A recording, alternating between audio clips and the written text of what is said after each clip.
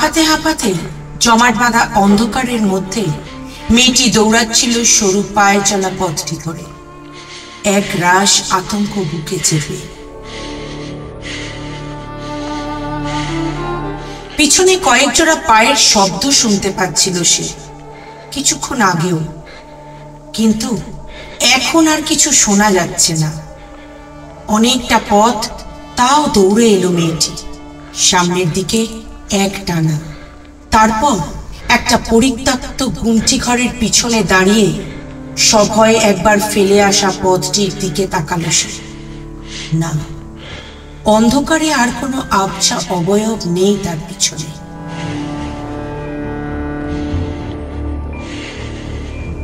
ঘুমটি ঘরটা ছিল এক টুকরো ফাঁকা মাঠের এক পাশে।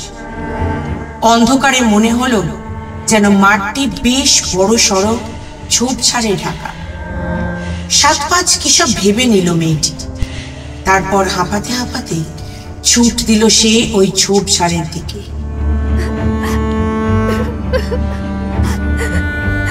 অন্ধকারের মধ্যে উঁচু নিচু এবড়ো খেবড়ো অসমান জমিতে বেসামাল হয়ে বার দুয়েক হোঁচট খেল মেয়েটি।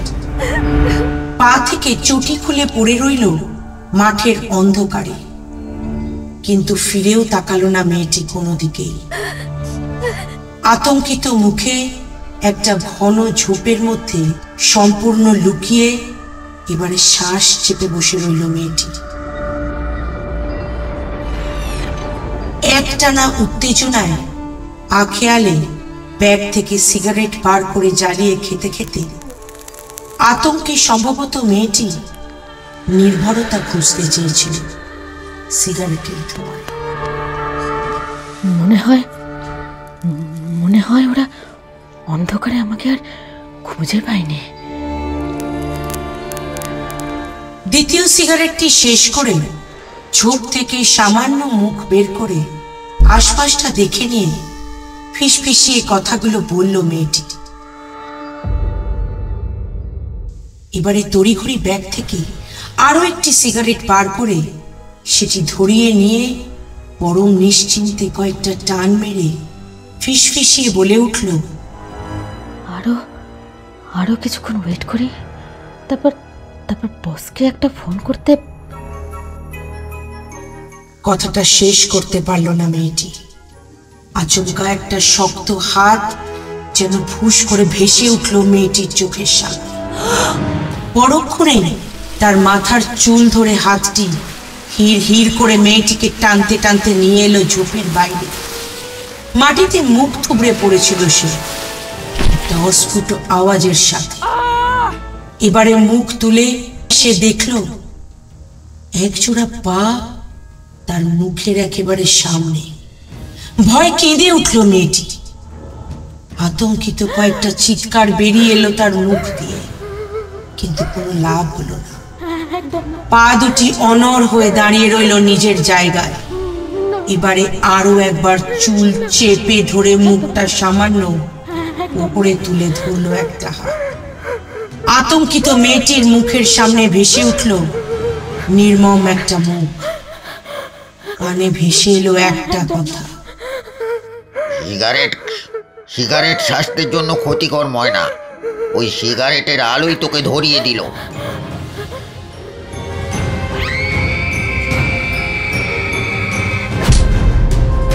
পরক্ষণেই মাথায় নেমে এলো নির্মম একটা ভোঁতা আঘাত। সাথে সাথে অন্ধকার নেমে এলো মেয়েটির চোখের সামনে।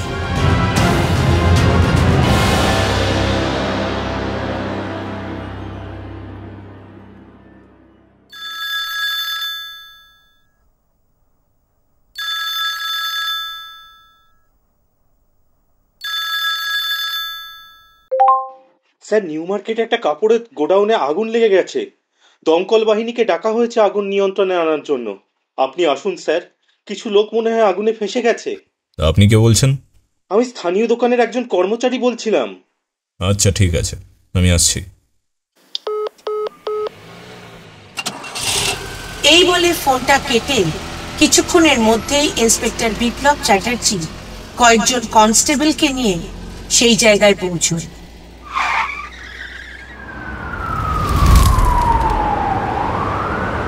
সেখানে গিয়ে বিপ্লব দেখতে পায় আগেই অ্যাম্বুলেন্সকে ডাকা হয়েছে।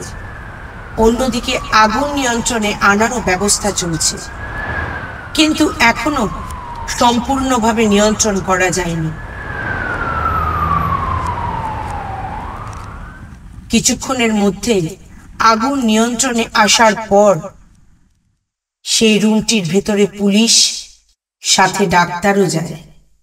সেখানে গিয়ে তারা দেখতে পায় সেই ঘরের মধ্যে 3 জন আগুনে পুড়ে মারা গেছে। ইন্সপেক্টর বিপ্লব চ্যাটার্জি বডিগুলো দ্রুত ফরেনসিকে পাঠানোর ব্যবস্থা করতে বলে। বডিগুলো ফরেনসিক ডিপার্টমেন্ট নিয়ে চলে যাওয়ার পর বিপ্লব ঘরটির চারিদিকে ভালো করে দেখতে লাগলো। ঘরটা ভালোভাবে চেক করুন, ছোট থেকে ছোট জিনিস সব নেবেন, কিচ্ছু প্রমাণ বাকি রাখবেন না। তদন্তের জন্য আমাদের সেগুলো কাজে লাগবে, তাই কেয়ারফুলি সবটা দেখুন। আমি বাইরে জিজ্ঞাসাবাদ করছি। এই বলে ইন্সপেক্টর বিপ্লব চ্যাটার্জি বাইরে বেরিয়ে এসে জিজ্ঞাসাবাদ শুরু করে। এই দোকানটা কার? স্যার আমার, তবে এটা দোকান না, গোডাউন। আর এটা অনেক দিন বন্ধ আছে, জিনিসপত্র কিছুই ছিল না, এখানে কেউ যাওয়া আসা করে না। তাহলে এই মানুষগুলো এই গোডাউনের ভেতর ঢুকলো কিভাবে?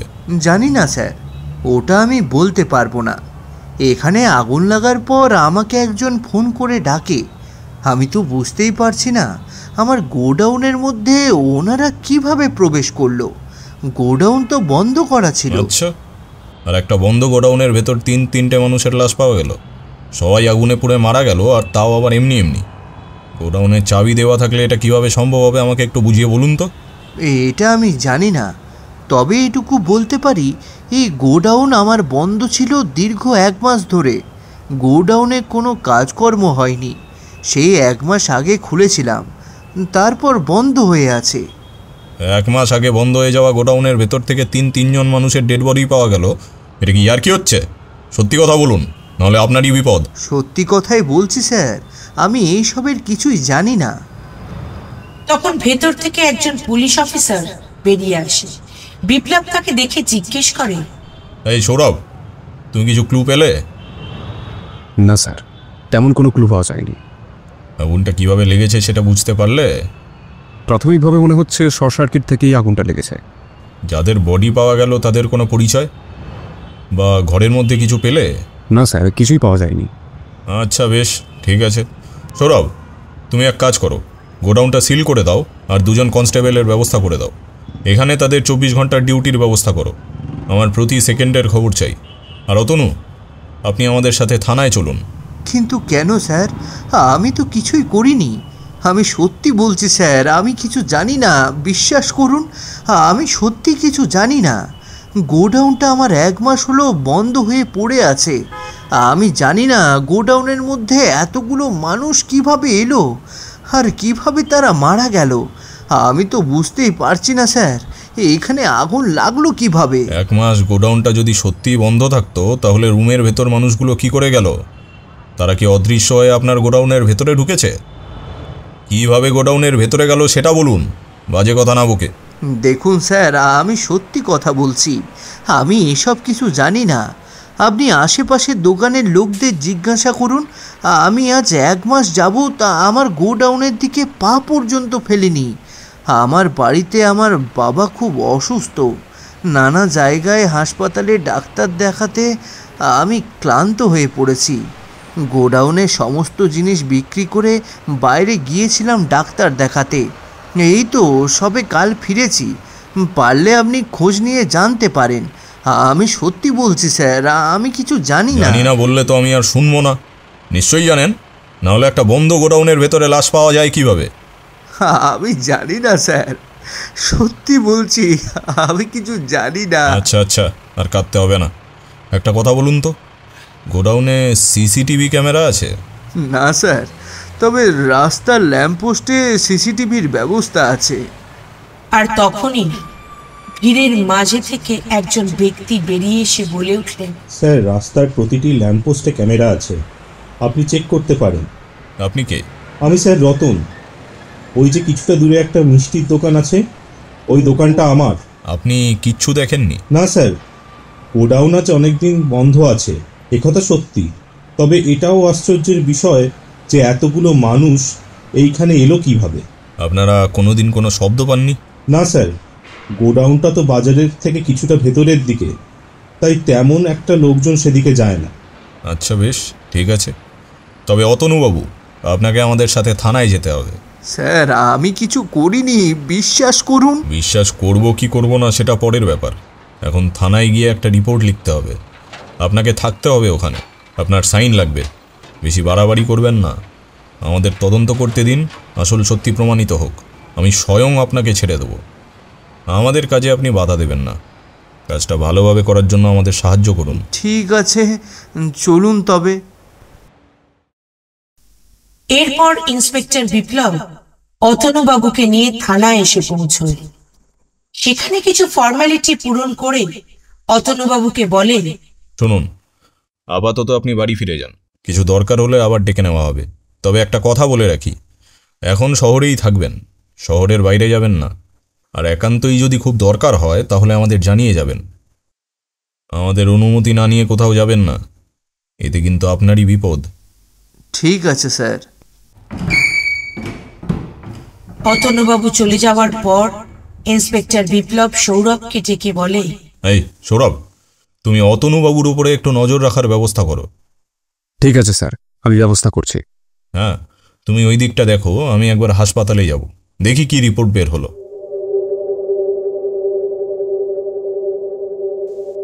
এরপর ইন্সপেক্টর বিপ্লব হাসপাতালে যায়। সেখানে ফরেনসিক ডাক্তারদের সাথে আলোচনা করলে ডাক্তার বলেন, বডিগুলো খুব বাজেভাবে পুড়ে গেছে, কিন্তু আমরা পরীক্ষা করছি। আজকের রাতটা আমাদের একটু সময় দিন, আমি কাল সকালে আপনাকে রিপোর্ট দেব। আচ্ছা বেশ, ধন্যবাদ। আপনারা কাজ করুন, যত তাড়াতাড়ি সম্ভব আমাকে রিপোর্ট দেবেন। অবশ্যই স্যার। ইন্সপেক্টর বিপ্লব হাসপাতাল থেকে বেরিয়ে বাড়ি ফিরে যায়। বাড়িতে ওনার স্ত্রী সৃজা, এক ছেলে আবির আর এক মেয়ে রিমি থাকে। ছেলেটির বয়স 10 বছর আর মেয়ের বয়স 8 বছর। সৃজা হাউসওয়াইফ। বাড়িতে গিয়ে বিপ্লব ড্রেস চেঞ্জ করে ফ্রেশ হয়ে নিজের স্টাডি রুমে কেসটা নিয়ে ভাবছিল। এমন সময় ওনার স্ত্রী সৃজা এসে বলে উঠল, কি ব্যাপার, আজ তোমাকে এত টেনশনে দেখাচ্ছে? কিছু কি হয়েছে নাকি? আসলে নিউ মার্কেটে একটা বন্ধ কাপড়ের গোডাউনে আগুন লেগে গেছে, আর তাতে 3 জন মারা গেছে। ওই কেসটা নিয়ে একটু ভাবছি আর কি। আচ্ছা বেশ, ঠিক আছে, আমি রাতের খাবার হয়ে গেলে তোমাকে ডেকে নেব। হ্যাঁ ঠিক আছে। আচ্ছা, আবির আর রিমি কোথায়? ওরা ওদের রুমে আছে, পড়াশোনা করছে।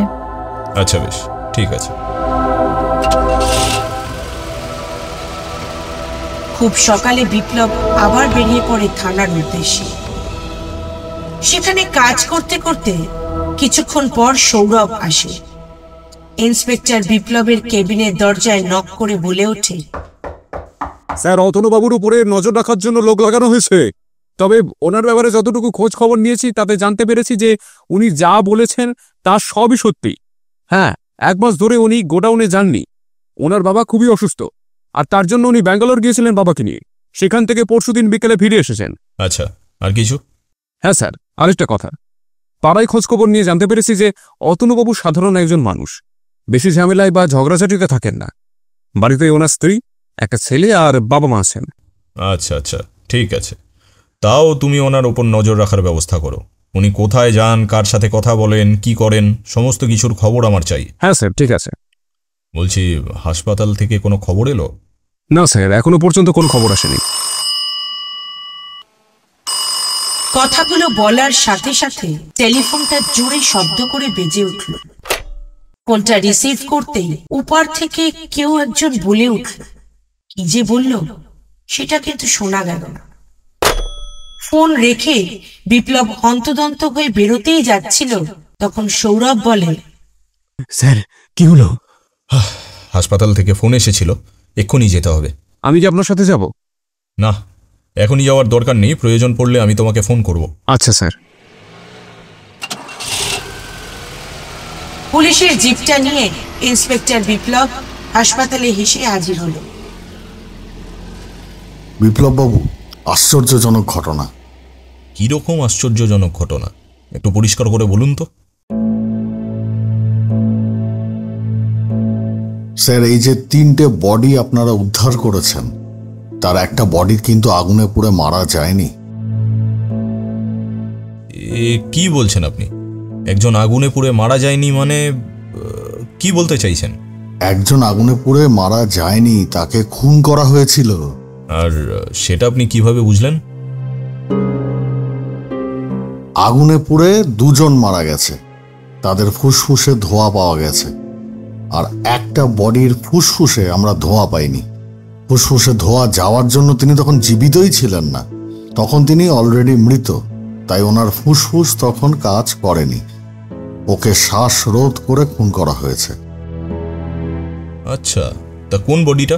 আচ্ছা, একটা মেয়ের বডি আপনারা উদ্ধার করেছিলেন, আমি সেই মেয়েটার কথা বলছি। মেয়েটাকে কিন্তু আগে খুন করা হয়েছিল, তারপর আগুনে পুড়েছে। বাকি 2জন আগুনে পুড়েই মারা গেছে। আচ্ছা, বডিগুলো কাদের সেটার খোঁজ পেয়েছেন আপনি? না, এখনো পর্যন্ত কোনো খবর পাইনি, তবে চেষ্টা চলছে। আর কোনো খবর আছে? হ্যাঁ, আরেকটা খবর আছে। মেয়েটার শরীর যখন আমরা স্ক্যান করছিলাম তখন গলায় একটা চিপ পেয়েছি। চিপ? আগে হ্যাঁ স্যার, এই হলো সেই চিপ। কি আছে ওতে? জানি না, এটা এখনো দেখা যায়নি, কারণ চিপটা বেশিরভাগই নষ্ট হয়ে গেছে। আচ্ছা, চিপটা কি কোনোভাবে রিকভার করা যায়? যাবে না কেন, যাবে, কিন্তু সময় লাগবে। আমার চেনা একজন ডিজিটাল ফরেন্সিক এক্সপার্ট আছে, ওনাকে আমি বলতে পারি, যদি আপনি রাজি থাকেন। হ্যাঁ, কেন নয়, আপনি কথা বলুন। আমাদের জানতেই হবে এতে কি আছে, নাহলে আমরা আসল ঘটনা কিছুই জানতে পারবো না। ঠিক আছে, আমি ব্যবস্থা করছি। আচ্ছা, আরেকটা কথা বলছি, বডিগুলোতে একেবারে পুড়ে গেছে, তাই তাদের চেনা একেবারে সম্ভব নয়। আপনি কি তার ব্যবস্থা করতে পারবেন, যাতে আমরা তাদের চিনতে পারি? আচ্ছা, কোনো জিনিস পাওয়া গেছে, যেমন হার, লকেট, আংটি, মানে যেগুলোর দ্বারা আমরা বডি চিহ্নিত করতে পারি? না, তেমন কিছুই পাওয়া যায়নি, তবে হ্যাঁ, বডিগুলো চেনার জন্য আমরা কিছু করতেই পারি। কি করবেন?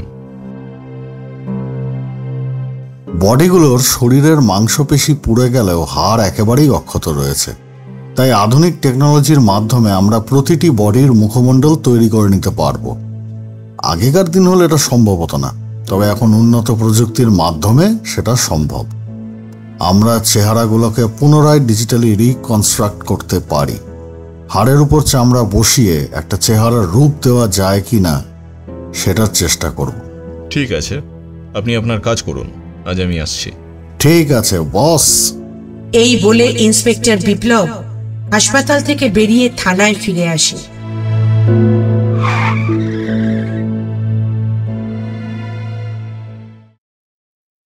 সৌরভকে নিজের কেবিনে ডেকে জিজ্ঞেস করে, আচ্ছা সৌরভ, কলকাতার প্রতিটা থানায় তুমি একটু খবর নাও তো, গত 1 থেকে 2 সপ্তাহের মধ্যে কোনো মেয়ে আর ছেলের কোনো মিসিং রিপোর্ট আছে কিনা। ঠিক আছে স্যার, আমি খবর নিচ্ছি। কথা বলেই ইন্সপেক্টর সৌরভ বিপ্লবের কেবিন থেকে বেরিয়ে নিজের কেবিনে যায়, আর তারপর সব থানায় ফোন করে মিসিং রিপোর্টের কথা জানতে চায়।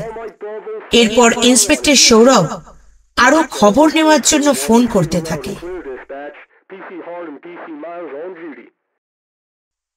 প্রায় মিনিট 15 পর সৌরভ পুনরায় বিপ্লবের কেবিনের দরজায় নক করেন।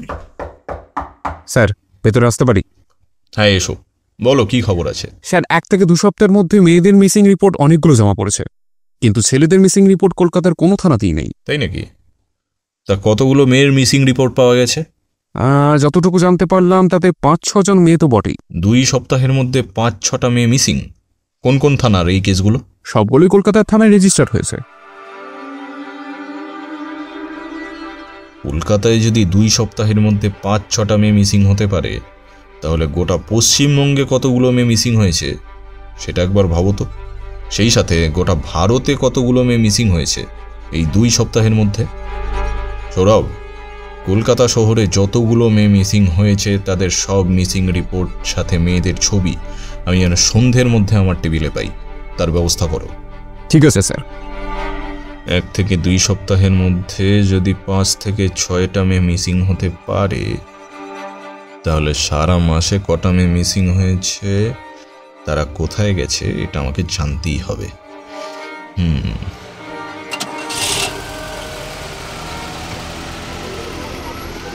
দুপুরের দিকে বিপ্লব আবার নিউ মার্কেটের সেই অগ্নিদগ্ধ গোডাউনে গিয়েছিলেন।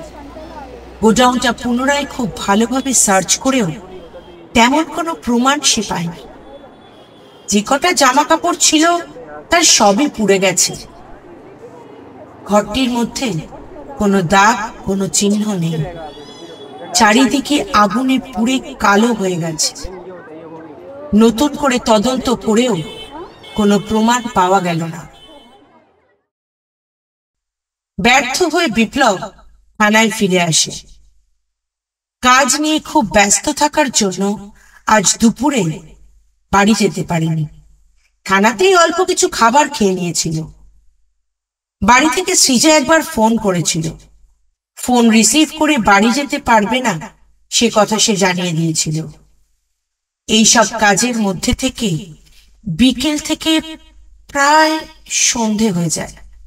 সন্ধে হওয়ার আগে সৌরভ বিপ্লবের কেবিনের দরজায় নক করে। ইন্সপেক্টর বিপ্লব একবার কেবিনের দরজার দিকে মাথা তুলে তাকিয়ে সৌরভকে দেখেই ভেতরে আসতে বলে। কি খবর আছে বলো। স্যার, এই ফাইলের মধ্যে আগামী 1 মাসের মধ্যে যটা মেয়ে মিসিং হয়েছে তাদের সব ডিটেলস আছে, সাথে তাদের ছবিও আছে। খুব ভালো কাজ করেছো। ঠিক আছে, আমি ফাইলটা দেখে নিচ্ছি, তুমি এখানে বসো। ফাইলটা দেখতে দেখতে বিপ্লব বলে উঠল, সৌরভ, 1 মাসের মধ্যে 10 থেকে 12টা মেয়ে মিসিং হয়েছে আর তাদের কোনো খবর পাওয়া যায়নি এখনো পর্যন্ত। পুলিশের কাছেও তাদের কোনো খবর নেই। তারা কি করছে এতদিন ধরে? স্যার, এখনো পর্যন্ত খোঁজ চলছে, কিন্তু তাদের কোনো খবর পাওয়া যায়নি। কিভাবে খোঁজ নিচ্ছে? 1 মাস হয়ে গেল, এখনো 10 থেকে 12টা মেয়ের কোনো খবর নেই। আর কিভাবে খবর নেবে? আমি সমস্ত পুলিশ স্টেশনের ইন্সপেক্টরদের সঙ্গে কথা বলতে চাই। ঠিক আছে স্যার, আমি সকলকে জানিয়ে দিচ্ছি। হ্যাঁ, আর এটাও বলে দেবে আগামীকাল সকাল 10টার সময় আমি মিটিং করব। তুমি সব ব্যবস্থা করো। সমস্ত থানার অফিসারদের এ কথা জানিয়ে দাও। আর মিটিংটাও এই থানাতেই হবে, কনফারেন্স রুমের মধ্যে। সব ইন্সপেক্টর যেন কাল উপস্থিত থাকেন। ঠিক আছে স্যার, তাহলে এখন আমি উঠি? হ্যাঁ, এখন তুমি আসতে পারো। আর ফাইলটা আমি সঙ্গে নিয়ে যাচ্ছি। ঠিক আছে স্যার।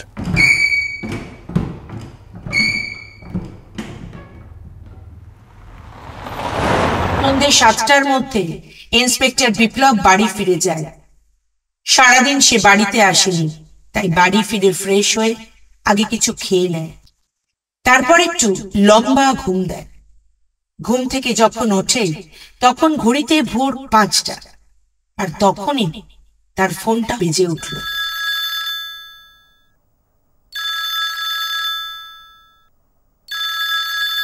ফোন রিসিভ করতেই উপাস থেকে সৌরভ বলে ওঠে, স্যার, একটা মেয়ের লাশ পাওয়া গেছে। কোথায়? বাইপাসের কাছে একটা ফাঁকা জায়গা আছে, সেখানে ঝোপের ভেতর থেকে লাশটা পাওয়া গেছে। আচ্ছা, আমি আসছি। ফোনটা কেটেই ইন্সপেক্টর বিপ্লব চ্যাটার্জি বেরিয়ে পড়ল নর্মাল ড্রেসে। বাড়িতে বলে গেল ফিরতে দেরি হবে।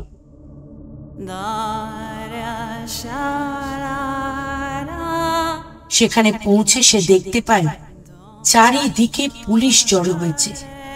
ইন্সপেক্টর সৌরভ সামনে এগিয়ে এসে বলে, স্যার, এদিকে আসুন, বডিটা এদিকে আছে, আর এই মাস্কটা পরে নিন। সৌরভের কথা মতো বিপ্লব মাস্কটা পরে সামনের দিকে এগিয়ে গেল।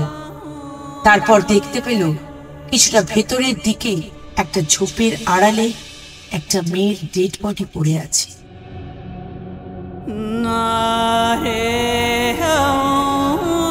মাথাটা একেবারেই থেঁতলে গিয়েছে, মুখটা ভালোভাবে বোঝা যাচ্ছে না।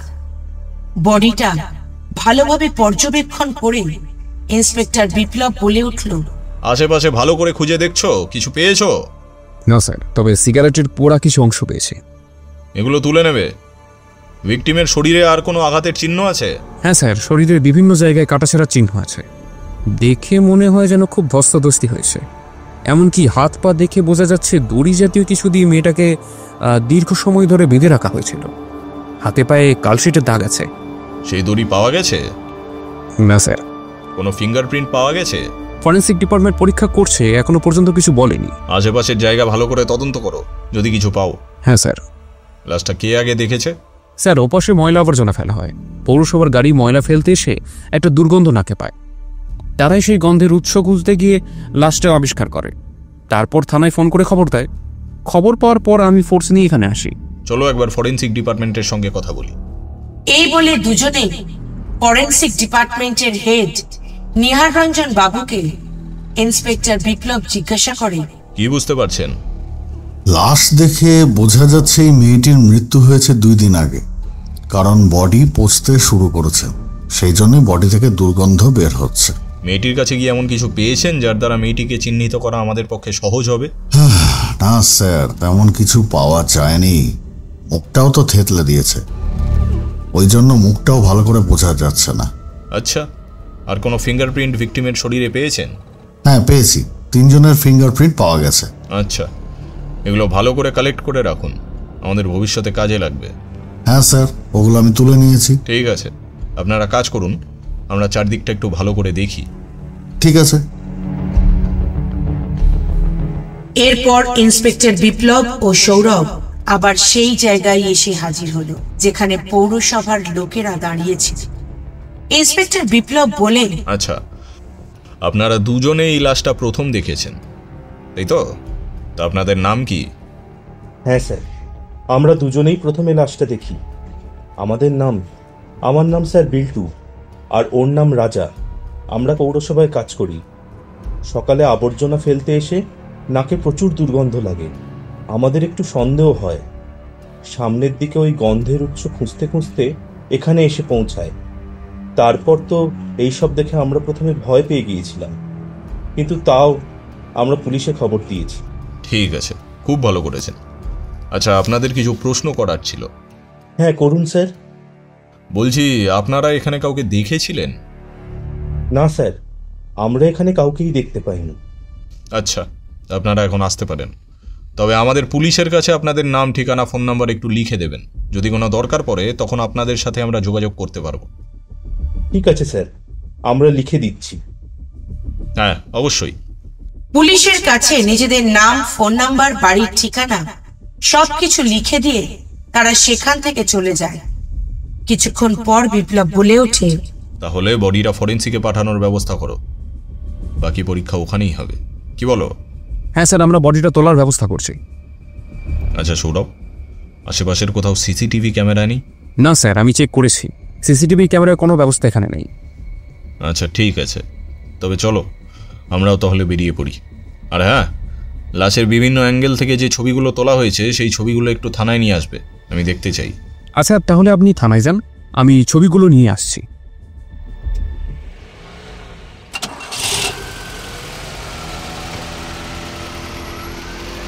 এরপর ইন্সপেক্টর বিপ্লব মার্ডার স্পট থেকে বেরিয়ে সোজা থানায় যায়। কিছুক্ষণের মধ্যেই ইন্সপেক্টর সৌরভ ডেড বডির ছবিগুলো নিয়ে থানায় পৌঁছয়। বিপ্লব সেগুলো খুব মনোযোগ দিয়ে দেখতে শুরু করে।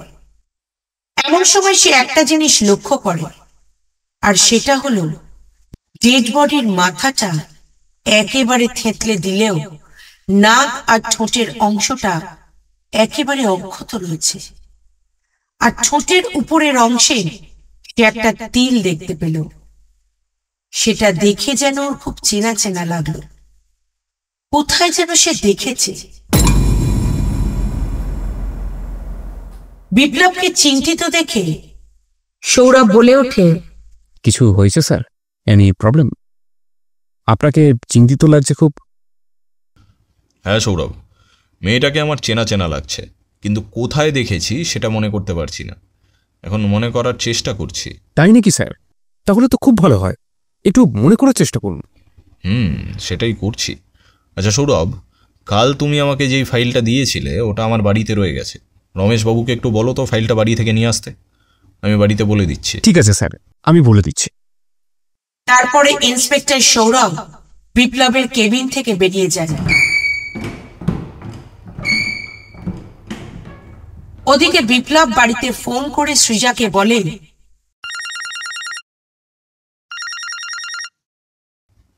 হ্যালো সৃজা, আমার স্টাডি রুমে একটা ব্লু কালারের ফাইল আছে। রমেশবাবু যাচ্ছেন, তুমি ওই ফাইলটা ওনার হাতে দিয়ে দিও। আচ্ছা ঠিক আছে।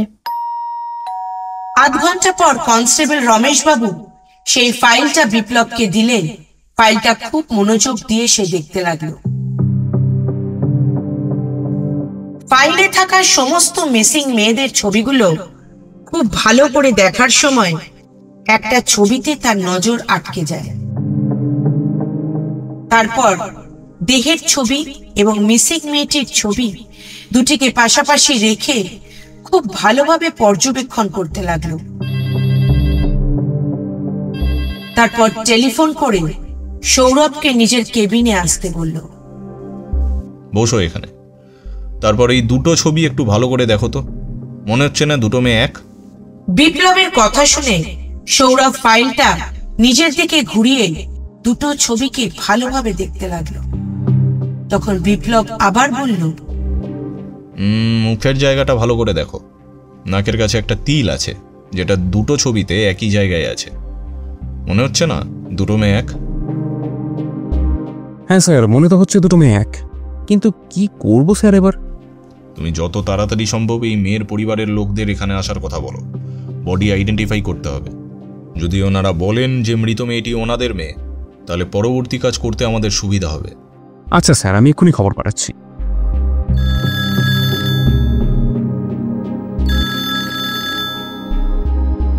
সৌরভ বেরিয়ে যেতে টেলিফোনটা আবার শব্দ করে বেজে উঠল।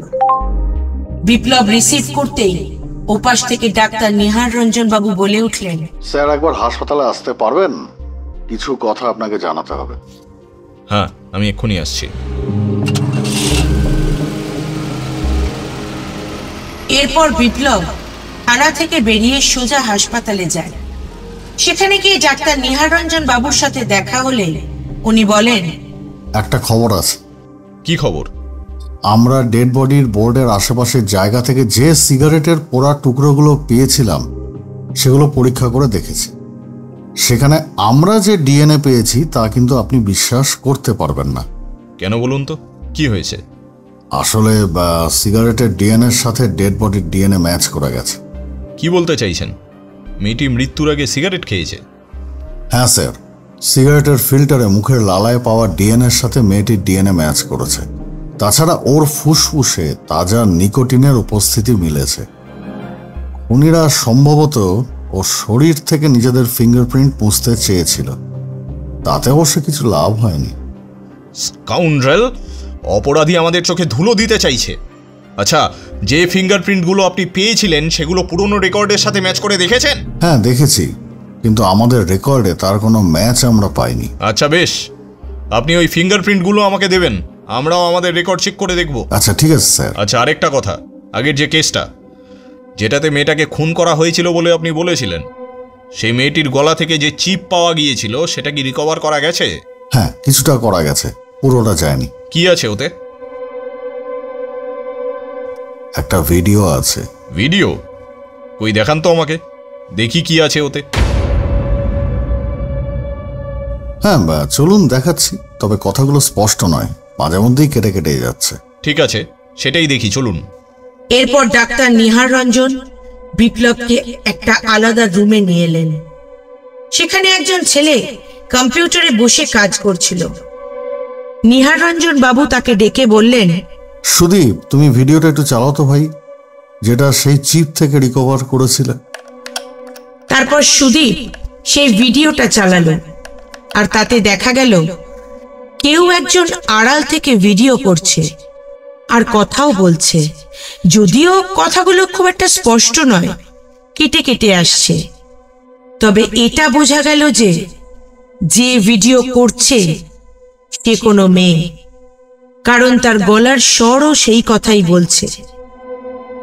সেখানে দেখা যাচ্ছে একটা বন্ধ ঘরের মধ্যে বেশ কয়েকজন মেয়ের হাত পা বাঁধা অবস্থায় ফেলে রাখা আছে, তাদের মুখেও কাপড় বাঁধা আছে। ঘরের মধ্যে তেমন কোনো জোরালো আলো নেই, শুধু ঘরের মাঝখানে একটা কম পাওয়ারের আলো টিমটিম করে জ্বলছে। সেই আলোতেই বিপ্লব মেয়েগুলোর মুখ চেনার চেষ্টা করছে। ভিডিওটা খুব ভালোভাবে পর্যবেক্ষণ করতে লাগলো সে। আর যে মেয়েটি কথা বলছে তার কথাগুলো স্পষ্ট না হলেও এটুকু বোঝা যাচ্ছে যে মেয়েগুলোকে এখানে জোর করে আটকে রাখা হয়েছে।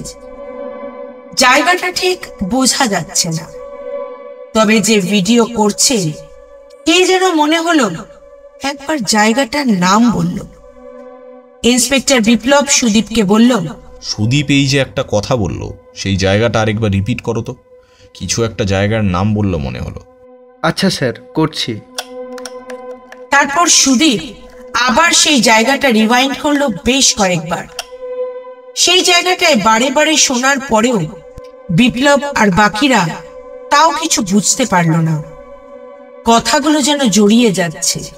তাও যেটুকু বুঝতে পারল তাতে কোনো বাজার জাতীয় জায়গার কথা শুনতে পেল। আর যদি সেটাই কোনো জায়গার নাম হয়ে থাকে, তাহলে বাজার কথার সাথে যুক্ত এমন অনেক জায়গা কলকাতায় আছে। এখন বাজার বলতে কোন বাজারের কথা বলা হয়েছে সেটা ঠিক বোঝা যাচ্ছে না। বিপ্লব তাও ভিডিওটা আরো ভালোভাবে পর্যবেক্ষণ করতে লাগলে, কিন্তু জায়গাটার নাম স্পষ্ট বোঝা গেল না। বারে বারে সম্পূর্ণ ভিডিও দেখেও তারা জায়গার নাম বুঝতে পারলেন না। তখন বিপ্লব বলে উঠল, আমাকে এই ভিডিও ক্লিপটা একটা আলাদা পেন ড্রাইভে দাও, আমি ঠান্ডা মাথায় চেক করব। কিছু ক্লু পেলে খুবই ভালো হবে। ঠিক আছে স্যার, আমি কপি করে দিচ্ছি। আচ্ছা নিহার রঞ্জন বাবু, চিপটা যে মেয়েটার গলা থেকে উদ্ধার করা হয়েছিল আর যে মেয়েটি ভিডিওয় রয়েছে, আমার মনে হচ্ছে দুটো মেয়েই এক। আচ্ছা, আপনি বলেছিলেন মেয়েটি পুড়ে যাওয়ার আগে কেমন দেখতে ছিল সেটা আপনি বের করতে পারবেন। ওই কাজ কত দূর? স্যার, সেটাও হয়ে গেছে। আচ্ছা, তাহলে দেখান। সুদীপ, ওই মেয়েটির ছবিটা একটু দেখাও তো। ডাক্তার নিহার রঞ্জন বাবুর অনুমতি নিয়ে সুদীপ মেয়েটির ছবিটা কম্পিউটার স্ক্রিনে দেখল, আর তাতেই বিপ্লব অবাক হয়ে বলে উঠল, এই মেয়েটির ছবি তো আমরা দেখলাম, তাহলে আমার অনুমান সঠিক, কিন্তু মেয়েটির পরিচয় কি সেটাও তো জানতে হবে। মেয়েটি ওখানে পৌঁছলো কিভাবে? আচ্ছা বেশ, আমি এই ভিডিও ক্লিপটা নিয়ে যাচ্ছি। আর ডাক্তারবাবু, আপনি আমাকে আজকের যে ফিঙ্গারপ্রিন্টগুলো চাইছিলাম সেগুলো দিন, আমি আমাদের কম্পিউটার থেকে চেক করে দেখব। ঠিক আছে, আমি দিচ্ছি। এরপর থানায় ফিরে বিপ্লব সৌরভকে নিজের কেবিনে ডেকে কিছু কথা বলতেই যাচ্ছিলেন, সৌরভ নিজেই বলে উঠল, স্যার, কিছুক্ষণ আগে একজন বাবা মা এসেছিল ওনার মেয়ের মিসিং রিপোর্ট লেখাতে। বেশ কিছুদিন মেয়েটির কোনো খোঁজ খবর ওনারা পাচ্ছেন না। কতদিন খুঁজে পাচ্ছেন না? ওনারা খোঁজার চেষ্টা করেছেন বিগত 2 দিন ধরে, তবে মেয়েটির সাথে যোগাযোগ ওনারা 3-4 দিন করতে পারেননি। মানে কি 3-4 দিন মেয়ে নিখোঁজ আর 2 দিন আগে থেকে খোঁজ নিচ্ছেন? ব্যাপারটা ঠিক বুঝতে পারছি না, একটু পরিষ্কার করে বলুন তো। এতদিন পর থানায় মিসিং রিপোর্ট লেখাতে এসেছেন কেন? আসলে মেয়েটি একজন রিপোর্টার, বিভিন্ন কাজের জন্য বাইরে থাকতে হয়। এমনই কাজের কথা বলে 3-4 দিন আগে বাড়ি থেকে বের হয়। এরপর থেকে মেয়ের সাথে ওনারা কোনো যোগাযোগ করতে পারেননি। আগেও এমনটা হয়েছে, তাই ওনারা এই ব্যাপারে চিন্তা করেননি। তবে 4 দিন কেটে গেলে তখন ওনারা বাধ্য হয়ে থানায় আসেন। আচ্ছা, মেয়েটার ছবি দিয়ে গেছে? হ্যাঁ স্যার, দিয়ে গেছেন। এই যে ছবি।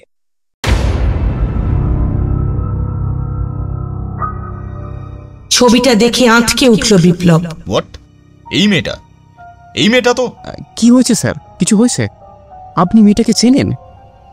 হ্যাঁ, না মানে চিনি না, তবে দেখেছি। কোথায় দেখেছেন স্যার? বলছি, একটু অপেক্ষা করো। তারপর ইন্সপেক্টর বিপ্লব সৌরভকে হাসপাতাল থেকে আনা সেই ভিডিওটা দেখালো আর হাসপাতালের সমস্ত ঘটনা বলল। সব দেখে শুনে সৌরভ বলল, স্যার, তাহলে কি যে মেয়েটির মিসিং রিপোর্ট লেখা হয়েছে সেই মেয়েটি কি এই ভিডিওতে দেখা যাচ্ছে? তাহলে বলতে হয় যে উনি যেহেতু রিপোর্টার ছিলেন, তাহলে কি ওনার কাছে কোনো ইনফরমেশন ছিল? নাহলে এমন জায়গায় উনি গেলেন কিভাবে? গেছেন যখন, তখন কোনো না কোনো ইনফরমেশন নিশ্চয়ই ওনার কাছে ছিল। উনি একজন রিপোর্টার, তাই আমার মনে হচ্ছে উনি কোনো খবর জানতে পেরেছিলেন, আর তার জন্যই হয়তো গোপনে সেই কেসের তদন্ত করছিলেন। আর আমি যদি খুব ভুল না হই, তাহলে সেই তদন্ত করতে গিয়েই উনি মারা গেছেন। তুমি এক কাজ করো, ওনার বাবা মাকে এখানে আসতে বলো, আমি কথা বলতে চাই। আচ্ছা স্যার, আমি ওনাদের এখানে আসতে বলছি। আর একটা কথা আমি তোমাকে বলেছিলাম, যে মেয়েটির আমরা ডেড বডি ঝোপের আড়াল থেকে পেয়েছি, সেই মেয়েটির বাবা মাকে আসতে বলেছিলাম। তারা কখন আসবেন? ওনাদের খবর পাঠিয়েছি, ওনারা হয়তো বিকেলের মধ্যেই চলে আসবেন। আচ্ছা ঠিক আছে, তুমি এই মেয়েটির বাবা মাকে এক্ষুনি থানায় আসতে বলো। আচ্ছা স্যার, আমি বলছি। কিছুক্ষণের মধ্যেই সেই সাংবাদিক মেয়েটির বাবা মা থানায় আসে। তারপর ইন্সপেক্টর বিপ্লব ওনাদের নিজের কেবিনে বসিয়ে বলতে শুরু করলো। দেখুন, আপনাদের আমি একটা কথা বলতে চাই, কিন্তু তার আগে আপনারা নিজেদের মনকে শক্ত করুন। বিপ্লবের কথা শুনে সাংবাদিক মেয়ের বাবা বলে উঠলেন, কি হয়েছে বলুন তো স্যার? আপনারা কি আমার মেয়ের কোনো খবর পেয়েছেন? ও কেমন আছে? ঠিক আছে তো? সেটা বলার জন্যই আপনাদের এখানে ডাকা হয়েছে, কিন্তু সেটা বলার আগে আমি আপনাদের একটা কথা বলতে চাই। আপনার মেয়ে সাংবাদিক, তাই উনি যা করেছেন তা দেশের জন্য করেছেন, দেশের ভালোর জন্য করেছেন, মানুষের কথা ভেবে করেছেন। ওনার জন্য আমাদের গর্ব হয়। ইন্সপেক্টর বিপ্লবের কথা শুনে সাংবাদিকের মা কেঁদে উঠল আর কাঁদতে কাঁদতেই বললেন, কি হয়েছে গো? আমাদের মেয়ে ঠিক আছে তো? কিছু হয়নি তো? বলুন না, বলুন না প্লিজ, কি হয়েছে? আমি বলবো, তার আগে আপনারা একটা ভিডিও দেখুন, তাহলে আন্দাজ করতে পারবেন আপনার মেয়ের সাথে কি হয়েছে। তারপর ইন্সপেক্টর বিপ্লব সেই ভিডিও ক্লিপটা ওনাদের দেখাতে শুরু করলেন। কথাগুলো স্পষ্ট করে বোঝা না গেলেও গলার স্বর শুনে ওনারা বুঝতে পারলেন ভিডিও পৌলমী করছে। সেই সব দেখে পৌলমীর বাবা মা দুজনেরই চোখে জল চলে আসে। ইন্সপেক্টর বিপ্লব বলে উঠল, আমাদের মনে হয় আপনাদের মেয়ে কোনো গোপন ষড়যন্ত্রের কথা জানতে পেরেছিল, আর তার জন্যই সেখানে গিয়েছিল। শহরের মেয়েরা কিভাবে নিখোঁজ হয়ে যাচ্ছে তার হয়তো কোনো খবর পৌলমী পেয়েছিলেন, আর এতদিনেও যখন পৌলমী বাড়ি ফিরে আসেনি, তার মানে পৌলমী তাদের নাগালে এসে গিয়েছিল, এমনটা আমাদের মনে হয়। হয়তো তার উপর অনেক অত্যাচার করেছে অপরাধীকারীর দল, সম্ভবত পৌলমীকে তারাই মেরে ফেলেছে।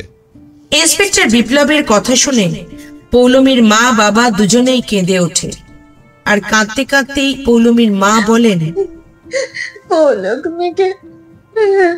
পৌলমীকে আমি কাজটা ছেড়ে দিতে বলেছিলাম, কিন্তু সে কাজ ছাড়েনি।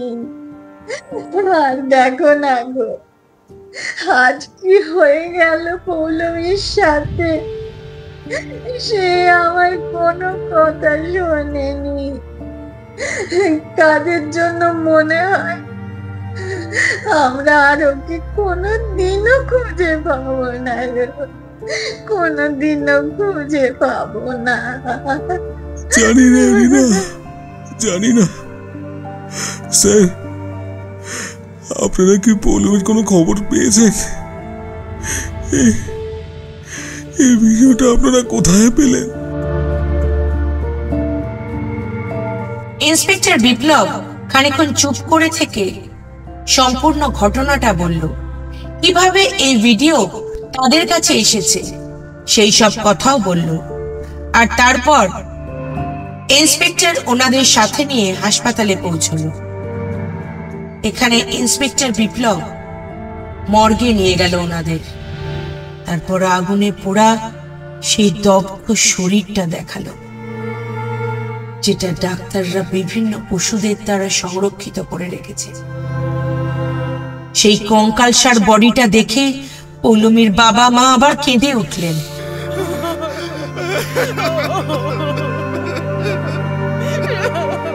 বিপ্লব ডাক্তারের সাথে কথা বলে আরেক ডিএনএ এর সাথে পৌলমীর বাবা মার ডিএনএও পরীক্ষা করার সিদ্ধান্ত নেন। আগুনে পোড়া বডিটা সত্যি সত্যি পৌলমীর কিনা তা নিশ্চিন্ত হওয়ার জন্য ডিএনএ এর নমুনা সংগ্রহ করা হয় পৌলমীর বাবা মার শরীর থেকে। ওনারা মেয়ের এমন অবস্থা দেখে ভেঙে পড়েন, কিন্তু তাও ইন্সপেক্টর বিপ্লব ওনাদের শান্ত করার চেষ্টা করে।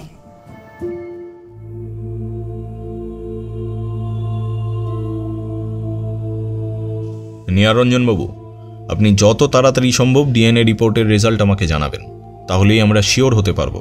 যদি ডিএনএ ম্যাচ করে তাহলে সত্যি এই বডি পৌলমীর ছিল। এরপর ইন্সপেক্টর বিপ্লব ওনাদের নিজে গাড়ি করে বাড়ি পৌঁছে দিয়ে আসে। এইসব করতে করতে বিকেল হয়ে যায়। বিপ্লবের খাওয়া দাওয়া হয়নি, তাই থানাতেই সৌরভ কিছু শুকনো খাবার এনে দিয়েছিল। বিপ্লব সেগুলোই আপাতত খেয়েছে। ঝোপের আড়ালে যে মেয়ের মৃতদেহটি পাওয়া গিয়েছিল, বিকেল হওয়ার আগেই তার বাবা মা থানায় এসে হাজির হলে বিপ্লব আবার ওনাদের নিয়ে গিয়ে হাসপাতালে যায় বডি আইডেন্টিফাই করানোর জন্য। ওনারা বডি দেখে চিহ্নিত করেন, হ্যাঁ এটাই তাদের মেয়ে। তারপর তারা কান্নায় ভেঙে পড়ে। পুলিশ ওনাদের সান্ত্বনা দেয়, কিন্তু সান্ত্বনা দিলেই তো আর সবকিছুর সমাধান হয় না। বাবা মায়ের কোল থেকে তার সন্তান কেড়ে নেওয়া যে বাবা মায়ের কাছে কতটা দুঃখের, কতটা যন্ত্রণা, সেটা বিপ্লব অনুমান করতে পারে মাত্র। এইসবের পেছনে যে বা যারা আছে আমি তাদের খুঁজে বার করবই, আর তারপর তাদের কঠিন থেকে কঠিনতম শাস্তি দেব।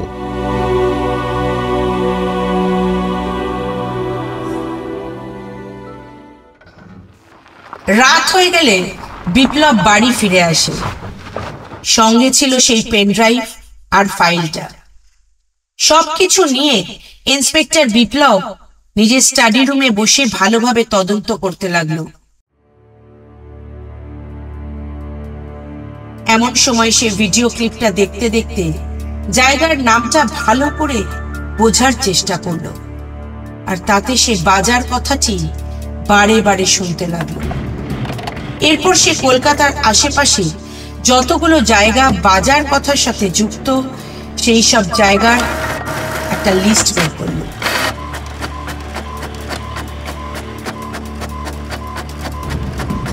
এইসব কাজ করতে করতে অনেক রাত হয়ে যায়। সারা রাত স্টাডি রুমে কাজ করতে করতে বিপ্লব ওখানেই ঘুমিয়ে পড়ে।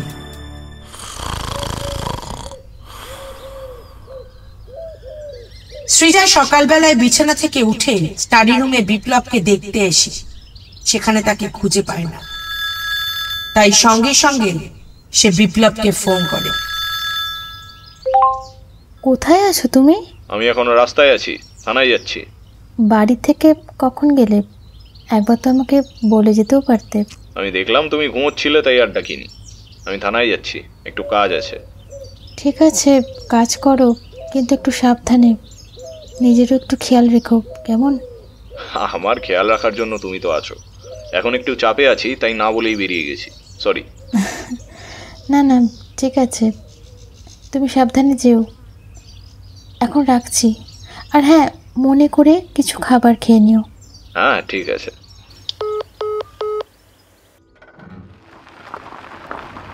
এরপর বিপ্লব থানায় পৌঁছে ডাক্তার নিহার রঞ্জন বাবুকে জিজ্ঞেস করে, কি ব্যাপার ডাক্তারবাবু, আপনি এখানে? স্যার, একটা খবর দেওয়ার জন্য এসেছি। আপনার ফোনে অনেকবার চেষ্টা করেছিলাম কিন্তু পাইনি, তাই বাধ্য হয়ে থানায় এলাম। ঠিক আছে, বলুন কি বলবেন। আপনি পৌলমীর বাবা মায়ের ডিএনএর সাথে আগুনে পোড়া মেয়েটির হাড়ের ডিএনএ পরীক্ষা করতে বলেছিলেন। তার রিপোর্ট বের করেছি স্যার, আর এটাও বলছি যে দুটো রিপোর্ট মিলে গেছে, অর্থাৎ পৌলমীর বাবা মায়ের সাথে ওই ডেড বডির ডিএনএ ম্যাচ করেছে। ওটা পৌলমীর লাশ।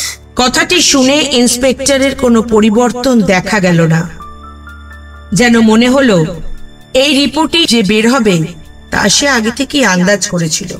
আচ্ছা ঠিক আছে, আর কিছু? না স্যার, তেমন কিছু জানা যায়নি। আপনারা কিছু জানতে পারলেন এসবের পিছনে কে বা কারা আছে? না ডাক্তারবাবু, এখনো জানা যায়নি, তাই চেষ্টা চলছে। ঠিক আছে, এবার তাহলে আমি আসছি। হ্যাঁ আসুন। তারপর ডাক্তার নিহার রঞ্জন বাবু চলে গেলে ইন্সপেক্টর সৌরভ বিপ্লবের কেবিনে প্রবেশ করলে বিপ্লব বলে, সারা রাত আমি এই ভিডিও ক্লিপটা দেখেছি, আর তাতে পৌলমী যেই জায়গাটার কথা বলেছে সেটা সম্পূর্ণভাবে স্পষ্ট শোনা না গেলেও শেষের কথাটি বোঝা গেছে, সেটা কোনো বাজার। তাই কলকাতার আশেপাশের যতগুলো জায়গা বাজার কথাটার সাথে যুক্ত তার একটা লিস্ট আমি বের করেছি। এই হলো সেই লিস্ট। স্যার, এখানে তো অনেকগুলো জায়গার নাম আছে, আমরা কি এসব জায়গায় তদন্ত করব? না, সব জায়গায় আমাদের তদন্ত করতে হবে না। আমাদের এমন জায়গাগুলো আইডেন্টিফাই করতে হবে যে জায়গার আশেপাশে এলাকা খুব ফাঁকা, কারণ কোনো লোকই ভিড়ে ঠাসা কোনো জায়গায় এইসব কাজ করবে না। তাই ফাঁকা জায়গাটা আমাদের খুঁজে বার করতে হবে, যেখানে লোকজনের যাওয়া আসা খুবই কম। তুমি লোক লাগাও, প্রতি জায়গার আশেপাশের এলাকা খুব ভালো করে খোঁজ নাও। হ্যাঁ স্যার, আমি দেখছি। স্যার, আমি একটা কথা বলছি। এই যে শ্যামবাজার এলাকাটা, এই জায়গাটা খুব ভিড় জায়গা। এখানে প্রায় লোকজন যাওয়া আসা করে। তারপর বউবাজার, এগুলোতে লোকজন প্রায় যাওয়া আসা করে। সারাক্ষণ ভিড় লেগে থাকে বললেই হয়। এর আশেপাশেও তো কোনো ফাঁকা জায়গা নেই যেখানে কোনো অপরাধমূলক কাজ হতে পারে। আছে আছে সৌরভ, ফাঁকা জায়গা নিশ্চয়ই আছে। কোথাও না কোথাও সে জায়গা আছে যেখানে এই অপরাধমূলক কাজ হচ্ছে। আমাদের এই নাকের ডগায় এই অপরাধগুলো হচ্ছে। তবে স্যার, এখনো কি মেয়েগুলো এখানেই থাকবে?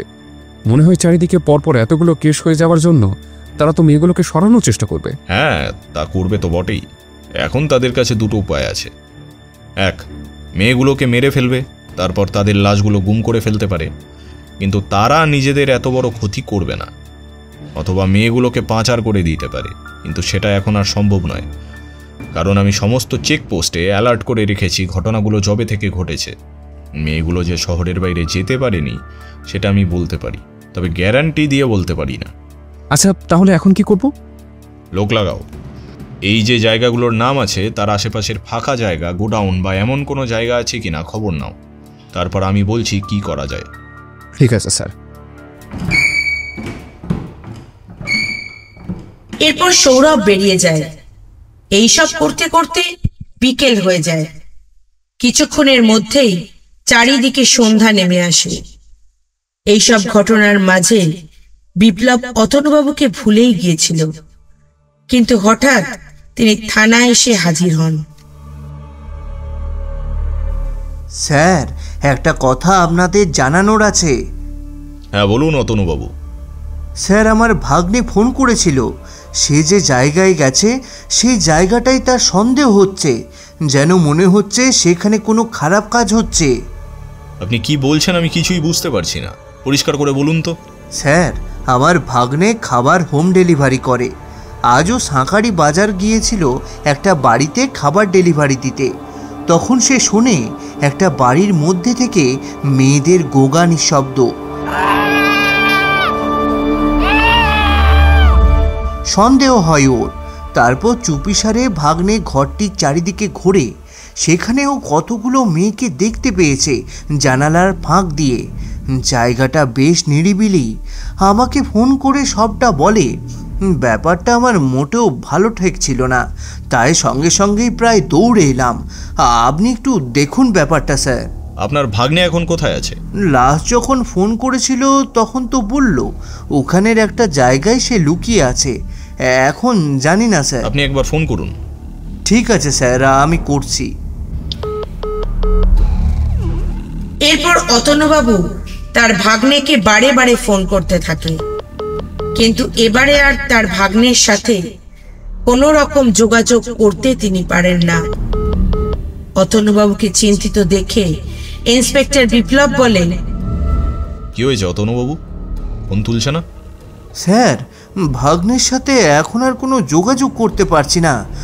ফোন সুইচ অফ বলছে। কি করব স্যার এবার? ওর কোনো ক্ষতি হলো না তো? দেখুন, আপনি আগে শান্ত হন, আমি দেখছি। আপনি আপনার ভাগ্নের ফোন নাম্বারটা দিন, আমি খোঁজ নিচ্ছি। তারপর ইন্সপেক্টর বিপ্লব অতনুবাবুর ভাগ্নের নাম্বার টেলিফোন কোম্পানিকে দেয় আর তাদের বলে, আচ্ছা, আমি লালবাজার থেকে ইন্সপেক্টর বিপ্লব চ্যাটার্জি বলছি। একটা নাম্বার দিচ্ছি, আপনারা একটু দেখে বলুন তো নাম্বারটার লাস্ট লোকেশন কোথায় দেখাচ্ছে। ঠিক আছে স্যার, নাম্বারটা দিন, আমরা বলে দিচ্ছি। স্যার, নাম্বারটা এখন বন্ধ আছে, তবে লাস্ট লোকেশন ছিল শাঁখারি বাজারে। আমাকে সঠিক শাঁখারি বাজারের কোথায় লাস্ট লোকেশন দেখাচ্ছে সেটা শেয়ার করুন। ঠিক আছে স্যার। এরপর টেলিফোন অফিসার অতনুবাবুর ভাগ্নের লাস্ট লোকেশন শেয়ার করে দেন। ইতিমধ্যে সৌরভ ফিরে আসে আর এসেই বিপ্লবের কেবিনে প্রবেশ করে, কিন্তু অতনুবাবুকে দেখে সে থমকে গেল। সৌরভের মনোভাব বুঝতে পেরে ইন্সপেক্টর বিপ্লব বলে উঠল, চিন্তা নেই সৌরভ, তুমি যা বলতে এসেছো বলতে পারো, অতনুবাবুর সামনেই। কোনো অসুবিধে নেই। স্যার, আপনি আমাকে যে কাজে পাঠিয়েছিলেন তার খবর এনেছি। যে লিস্ট আপনি আমাকে দিয়েছিলেন সেসব জায়গায় আমি লোক লাগিয়ে খবর বের করেছি। সব জায়গাগুলোই খুব ভিড়ভাট্টা এলাকা, ফাঁকা জায়গা নেই বললেই চলে। তবে শাঁখারি বাজার এলাকায় জায়গা আছে যেখানে খুব ফাঁকা। সে জায়গায় কিছু বছর আগে একটা কেমিক্যাল ফ্যাক্টরি ছিল, কিন্তু তা এখন বন্ধ হয়ে পড়ে আছে। শুধু সেই জায়গাটাই ফাঁকা, তার আশেপাশে কোনো ঘর নেই, কোনো দোকানদানি কিচ্ছু নেই। এখন যদি বলেন তো আমরা সেখানে যেতে পারি। যেতে তো আমাদের হবেই। আচ্ছা, তবে চলো, ফোর্স রেডি করো, আমাদের আর কিছুক্ষণের মধ্যেই বেরোতে হবে। কেন স্যার, আপনিও কি তবে কোনো খবর পেয়েছেন? আর রতনবাবু এখানে কেন? ওনাকে বেশ চিন্তিত লাগছে। কিছু কি হয়েছে স্যার? বলবো, সব বলবো, তবে আজ আমাদের হাতে বেশি সময় নেই, তাই তাড়াতাড়ি ফোর্স রেডি করো, আমাদের বেরোতে হবে। ঠিক আছে স্যার, আমি ব্যবস্থা করছি, আমাকে একটু সময় দিন।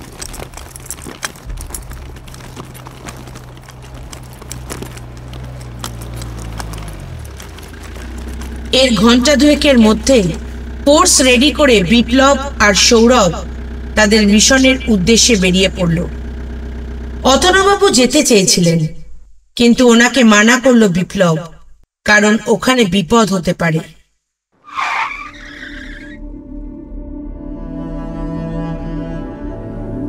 কোনো জনবসতি নেই, পুলিশের গাড়ি কিছুটা দূরে রেখে সমস্ত পুলিশ পায়ে হেঁটে জুতো খুলে এগিয়ে চলে ধীর গতিতে নিজেদের গন্তব্যে।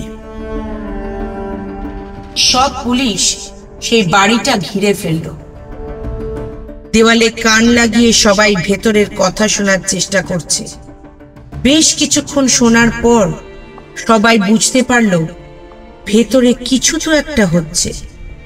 সারা বাড়ি অন্ধকার, কোথাও কোনো আলোর ছিটে ফোটাও নেই। কোনো শব্দ না করে একে একে পুলিশের সব লোক বাড়ির মধ্যে প্রবেশ করল। বাড়ির কিছুটা ভেতরে যেতেই বেশ কয়েকজনের কথা শোনা গেল। ইন্সপেক্টর বিপ্লব সবাইকে রেডি হতে বলল। সবাই নিজের নিজের পজিশন নিয়ে নেয়। বাড়িটার কোন কোন ঘরে এখনো পর্যন্ত বিভিন্ন কাঁচের শিশি বোতল আছে। বেশ কয়েকটি শিশি দেখে মনে হলো এখনো তাদের মধ্যে কোনো কেমিক্যাল আছে। সাবধানে টর্চ জেলে এই সব জিনিস সবাই দেখল। বাইরেও অনেক পুলিশ বাড়িটাকে ঘিরে রয়েছে। এমন সময় একটি ঘরের মধ্যে কিছু শব্দ পাওয়া গেল। শুনে মনে হলো কোনো ছেলের গোঙানির শব্দ। সৌরভ বলে উঠল, স্যার, এই ঘরে কি তবে অতনুবাবুর ভাগ্নে আছে? মনে তো হচ্ছে তাই। আচ্ছা, তুমি এক কাজ করো তো, ওদিকে একটা জানলা আছে, ওটা আস্তে করে খোলা যায় নাকি দেখো। এরপর আস্তে আস্তে জানলাটা সৌরভ খুলল। দেখতে পেল অন্ধকার ঘরের মধ্যে একটা টিমটিমে আলো জ্বলছে, আর তারই মাঝে একটা 22-23 বছরের ছেলে হাত পা বাঁধা অবস্থায় চেয়ারে বসে আছে। জ্ঞান নেই, তবে মুখ দিয়ে গোঙানির শব্দ বের হচ্ছে। মুখটা দেখেই বোঝা যাচ্ছে হয়তো ব্যথায় এমনটা করছে। কেউ হয়তো আঘাত করেছে। বিপ্লবকে আস্তে গলায় সবটা বলল সৌরভ। বিপ্লব এখনই কিছু করতে মানা করলেন। বাড়ির মধ্যে আর কে কতজন আছে সেটা জানবার চেষ্টা করল। তারপর তারা দুজনে আরো কতজন পুলিশকে নিয়ে বাড়ির ভেতরে গেল। বাড়িটার একেবারে মাঝের ঘরে বেশ কয়েকজনের কথা শোনা গেল। পুলিশের লোক বুঝতেই পারল এই ঘরেই সবাই আছে। ঘরের ভেতর যে সবাই বসে মদ খাচ্ছে এ কথা তাদের কথাবার্তা শুনেই বোঝা গেল। ইন্সপেক্টর বিপ্লব সবাইকে ইশারায় বলল কোনো শব্দ না করে হঠাৎ ঘরের মধ্যে প্রবেশ করতে। বিপ্লবের অনুমতি পেয়ে সবাই একসাথে ঘরের মধ্যে প্রবেশ করল। এতে ঘরের মধ্যে যারা ছিল তারা ব্যাপারটা বুঝতে পারলেন না।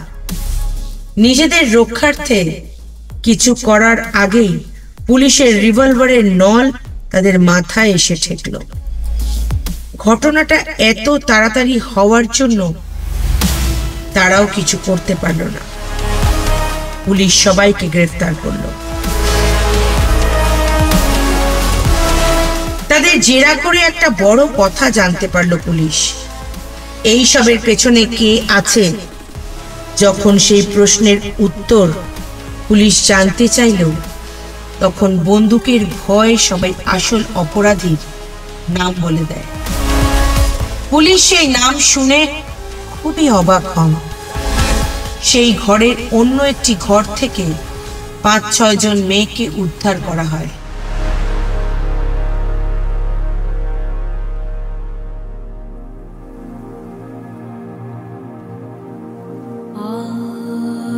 মেয়েগুলি অজ্ঞান অবস্থায় ছিল। তাদের ডাক্তার চেক করে বলে কোনো হাই ডোজের নেশার জিনিস খাইয়ে অজ্ঞান রাখা হয়েছে। পরিস্থিতি স্বাভাবিক হলেই তারা এই মেয়েগুলোকে বাইরে পাচার করে দিত, কিন্তু সেটা আর সম্ভব হয়নি। পুলিশ সবাইকে গ্রেফতার করে। অন্য ঘর থেকে অতনুবাবুর ভাগ্নেকেও পুলিশ গ্রেফতার করে। তারপর ইন্সপেক্টর বিপ্লব আর ইন্সপেক্টর সৌরভ দুজনেই আরো কিছু পুলিশ নিয়ে হাজির হয় একজনের বাড়িতে।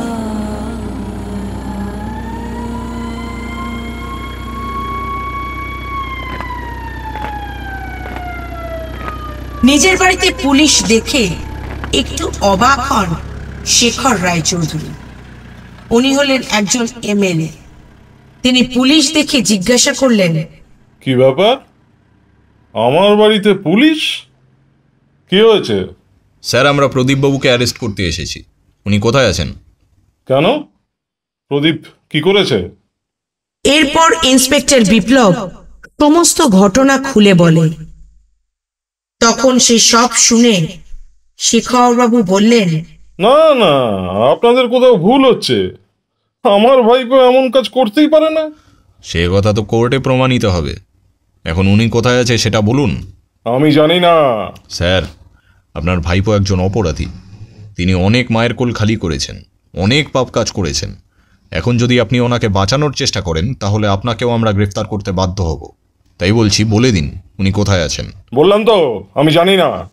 আর এমন সময় ঘরের ভেতর থেকে একজন মধ্যবয়স্ক মহিলা বের হয়ে এসে বললেন, প্রদীপ ছাদের চিলেকোঠার ঘরে আছে।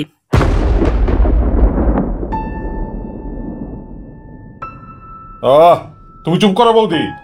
না শেখর, আর না। প্রদীপ অনেক অন্যায় করেছে। শুধু অন্যায় না, ঘোরতর পাপ কাজ করেছে। ওকে শাস্তি পেতেই হবে। এইভাবে সারা জীবন তুমি ওর পাপকে ক্ষমা করতে পারো না। অফিসার, আপনি ছাদে যান, ওখানেই প্রদীপকে পেয়ে যাবেন। এরপর পুলিশ দলবল নিয়ে ছাদে ওঠে। কিছুক্ষণের মধ্যেই প্রদীপকে টানতে টানতে নিচে নামিয়ে আনে। তখন প্রদীপ একবার শেখর বাবুর দিকে তাকিয়ে বলে উঠল, আঙ্কেল, এটা তুমি কি করলে? শেখর বাবু কোনো কথা বললেন না, চুপ করে মাথা নিচু করে দাঁড়িয়ে রইলেন। তবে প্রদীপ বাবুর মা কুন্তি দেবী সামনে এগিয়ে এসে বলে উঠলেন, তোর আঙ্কেল কিছুই করেনি, যা করেছি আমি করেছি। হ্যাঁ, তুমি তো আমাকে দেখতেই পারো না। আমি কি সত্যিই তোমার ছেলে? আমার ভাবতেও অবাক লাগে। কথাটা শুনেই কুন্তি দেবী ঠাস করে প্রদীপ বাবুর গালে একটা চড় মারলেন আর বললেন, তুই তোর বাবার মতো হয়েছিস একদম। অন্যায় করেও কোনো দিন সেই অন্যায় তিনিও স্বীকার করেননি, আর তুইও করিস না। পারলে নিজের অন্যায়গুলো শোধরানোর চেষ্টা কর, হয়তো তাহলে তোর পাপের প্রায়শ্চিত্ত কিছুটা হলেও হতে পারে। এরপর পুলিশ প্রদীপ বাবুকে টানতে টানতে নিয়ে চলে গেলেন। অন্যদিকে ইন্সপেক্টর বিপ্লব আর সৌরভ দুজনেই অতনুবাবুর ভাগ্নেকে নিয়ে ওনার বাড়িতে এলেন। তারপর অতনুবাবুর ভাগ্নেকে ফিরিয়ে দিয়ে যেতে গিয়ে তিনি বললেন, অতনুবাবু, আপনার ইন্স্যুরেন্সের টাকা পেলেন? কথাটা শুনে অতনুবাবু থমকে দাঁড়ালেন। সাথে বাড়ির সবাই বিপ্লব বাবুর দিকে কৌতূহলী দৃষ্টিতে তাকিয়ে রইলেন। তখন বিপ্লব সামনে এগিয়ে এসে বলে উঠল, কেন এখনো পাননি? আরে এভাবে সবাই আমার দিকে তাকিয়ে রইলেন কেন? আমি কি কিছু ভুল বলছি? সবাই তখনও চুপ। বিপ্লব আবার বলল, আমি জানি অতনুবাবু, আপনার বাবার চিকিৎসার জন্য অনেক টাকার খরচ হয়েছে, সেই সাথে আরও টাকার প্রয়োজন ছিল, আর এই জন্যই গোডাউনটা আরও বড় করার জন্য লোন নিয়েছিলেন। সেই সাথে একটা ইন্স্যুরেন্স করিয়েছিলেন যে গোডাউনের কোনো ক্ষতি হয়ে গেলে লোনের টাকা মুকুব হয়ে যাবে। লোনের টাকা মুকুব হয়ে গেছে আশা করি। এমন সময় অতনুবাবু সামনে এগিয়ে এসে বিপ্লবের সামনে হাত জোড় করে বলে উঠলেন,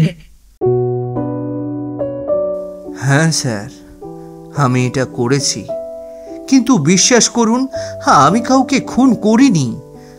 আগুনটা আমি লাগিয়েছি, হ্যাঁ এটা সত্যি, কিন্তু আমি জানতাম না যে গোডাউনের ভেতরে কেউ আছে বলে। হ্যাঁ অতনুবাবু, আমি জানি আগুনটা আপনি এমনভাবে লাগিয়েছিলেন যে দেখে মনে হয়েছিল শর্ট সার্কিট থেকে আগুন লেগেছে, কিন্তু আপনি খুন করেননি। প্রদীপবাবুর থেকে আমরা সবটা জানতে পেরেছি। যে মেয়েটির বডি আপনার গোডাউন থেকে উদ্ধার করা হয়েছিল সেই মেয়েটি একজন রিপোর্টার। শহরের মেয়েরা কিভাবে নিখোঁজ হয়ে যাচ্ছে তার তদন্ত গোপনে করছিল, কিন্তু তার ভাগ্য খুবই খারাপ, তাই শত্রুপক্ষের হাতে এসে ধরা পড়ে যায়। ওই জায়গা থেকে পালিয়ে গেলেও শত্রুর হাত থেকে বাঁচতে পারেনি। আপনার গোডাউনে মেয়েটি আশ্রয় নেয়, কিন্তু খারাপ লোকগুলো তাকে ধরে ফেলে, তারপর তাকে শ্বাসরোধ করে মেরেও ফেলে। আর এমন সময় আপনি আগুনটা লাগিয়েছিলেন যে আগুন লেগে যাওয়ার জন্য সেই দুজন ছেলে গোডাউন থেকে আর বের হতে পারেনি, তারাও আগুনে পুড়ে মারা যায়। আর যে মেয়েটির বডি আমরা ঝোপের আড়ালে খুঁজে পেয়েছিলাম সেই মেয়েটি তাদের নজর এড়িয়ে পালিয়ে যেতে সক্ষম হলেও নিজেকে বাঁচাতে পারেনি। খারাপ লোকেদের হাতে সেও ধরা পড়ে মারা যায়। আপনি আপনার অলক্ষ্যেই সেই বদমাইশ লোকেদের মেরেছেন। সেই আগুন না লাগালে এত কিছু সামনেই আসতো না। তাই আপনার ওপরে কোনো অভিযোগই নেই। সবটা জেনেও আমি কাউকে কিচ্ছু বলিনি। ভালো থাকবেন, আজ আসছি। বিপ্লব বাইরে বেরিয়ে এলে সৌরভ বলল, স্যার আপনি অসাধারণ, চলুন আপনাকে বাড়িতে পৌঁছে দিই। স্যার একটা জায়গায় খটকা আছে। কোথায়? আপনি জানলেন কিভাবে যে অতনুবাবু আগুনটা লাগিয়েছিলেন? ওটা আন্দাজে ঢিল ছুড়েছিলাম, সঠিক জায়গায় লেগে যাবে কে জানতো। মানে তদন্ত করার সময় আমি জানতে পারি অতনুবাবু গোডাউনের ওপর ইন্স্যুরেন্স করিয়েছেন। কোনো রকমভাবে গোডাউনের ক্ষতি হলে উনি টাকা পাবেন। তারপর আবার দেখলাম 1 মাস আগে ওই গোডাউন বন্ধ রেখে ব্যাংক থেকে একটা মোটা অঙ্কের লোন নিয়েছেন। তাই কেমন যেন একটা খটকা লেগেছিল, তাই আন্দাজে ঢিল ছুড়লাম। এখন সঠিক জায়গায় লেগে গেলে আমি আর কি করতে পারি বলো? সত্যি স্যার আপনি জিনিয়াস, আপনার থেকে কত কিছু শিখছি। আপনি পারেনও বটে। কেসের জন্য অনেকদিন ভালো করে ঘুম হয়নি, আজ একটা লম্বা ঘুম দেব। চলো তাড়াতাড়ি গাড়ি চালাও। ঝোকুম স্যার।